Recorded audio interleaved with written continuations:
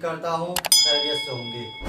آج میں آس محمد رضوی اور آپ دیکھ رہے ہیں رضویوں کا نیٹ ورک۔ تو آئیے پھر آج میں آپ کے سامنے ایک اور سوال لے کر حاضر ہوا ہوں، اور سوال یہ ہے کہ باتھ روم کے نل سے وضو کرنا کیسا ہے؟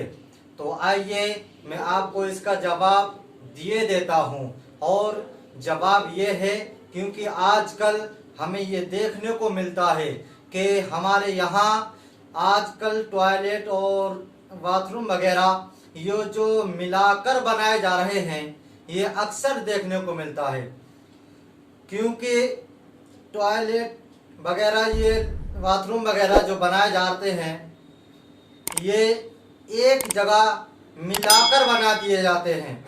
وہ کیسے؟ کیونکہ مقام دونوں کا الگ الگ ہے لیکن راستہ دونوں کا ایک ہی دے دیا جاتا ہے۔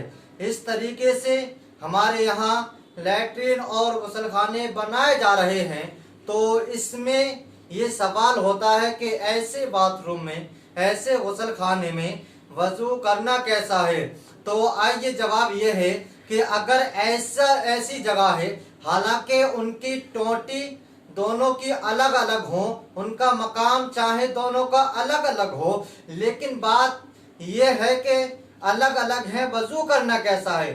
تو برادران ملت اسلامیہ، وضو کرنے میں کوئی حرج نہیں، لیکن ہاں اگر ایسی جگہ ہے وہیں لیٹرین ہے وہیں غسل خانہ ہے، اگر ہم ایسی جگہ وضو کرتے ہیں تو ہمیں وہاں گھن محسوس ہوگی، ہمیں وہاں وضو کرتے ہوئے اچھا نہیں لگے گا۔ جب ہمیں گھن محسوس ہوگی، ہمارا وضو یعنی کرنے کو دل نہیں کرے گا، تو پھر وضو کس بات کا رہا؟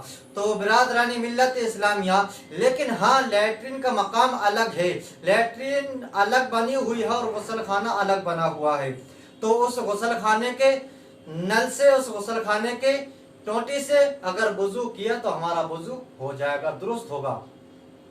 تو برادرانی ملت اسلامیہ، اس طریقے سے اگر الگ الگ مقام ہے، دونوں کے الگ الگ راستے ہیں، تو اگر غسل خانے میں جا کر ہم نے وضو کر لیا تو انشاءاللہ ہمارا وضو مکمل ہو جائے گا۔ اور السلام علیکم ورحمۃ اللہ تعالی وبرکاتہ۔